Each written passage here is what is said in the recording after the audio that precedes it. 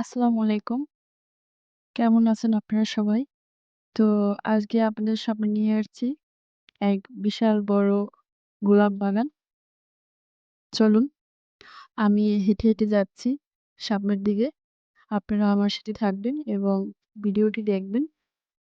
যেতে, যেতে দেখতে পাচ্ছি এক বাগান বিলাস গাছ। তো ভাবলাম আপনাদের সাথে শেয়ার করি। ওই যে দেখতে পাচ্ছেন আমাদের মেইন রোড।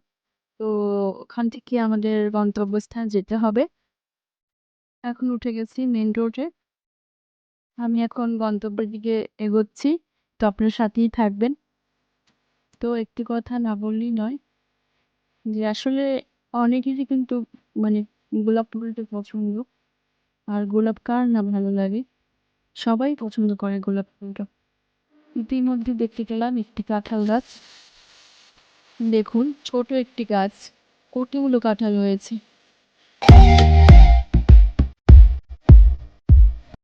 পরিশেষে পৌঁছে গেলাম আমাদের গন্তব্যস্থানে।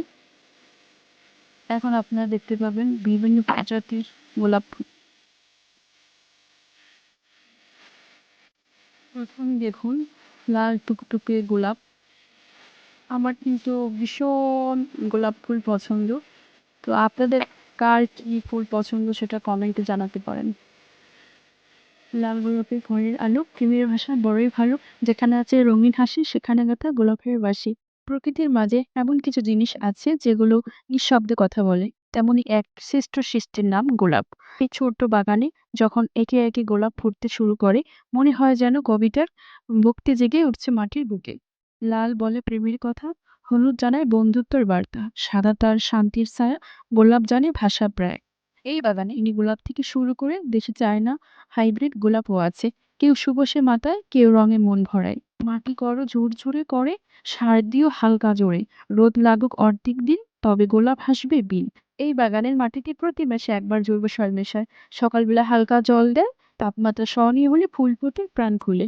এপিটের সাদা মাছি পাতায় বসে রস করে আছি, নিম তেলে করেছি এটা, ফুলগুলো তখন হাসে খিটখিটা। যখন পাতা কুঁকড়ে যায়, বোঝা যায় সতে এসেছে। তখন তৈরি করা হয় হোমমেড নিম স্প্রে। রাসায়নিক নয়, প্রকৃতির পথেই প্রতিরূপ। মায়ের জন্য এক লাল গোলাপ, ভালোবাসা ছুঁয়ে যায় প্রতিটা চাপ। কখনো দুঃখ কখনো হাসি, গোলাপ বনে লুকায় অনুভবের বাসি। মায়ের চিঠিতে গোলাপ, কুকুর থালায় গোলাপ, এমনকি ক্ষমা চাওয়ার সময় গোলাপ। সে যেন আমাদের জীবনে এক চিরন্তন সঙ্গী। তুমি চাও যদি বাগান গড়া, গোলাপে সাজাও প্রেমের ধরা, যেন সময় আর একটু যত্নে ফুটে উঠবে রঙিন কণ্ঠে। গোলাপ চাষ কঠিন নয়, দরকার শুধু ভালোবাসা। তোমারও যদি থাকে একটু জায়গা, একটু সময় আর অনেক মমতা, তাহলে আজ থেকে শুরু করো তোমার গোলাপের গল্প।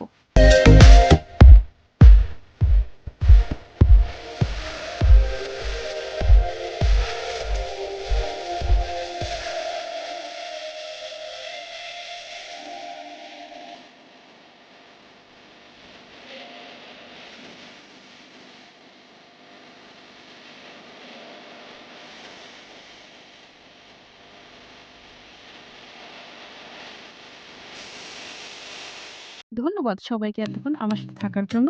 দেখা হবে আবার পরবর্তী কোনো ব্লগে। সে পর্যন্ত সবাই ভালো থাকবেন, সুস্থ থাকবেন। আল্লাহ হাফেজ।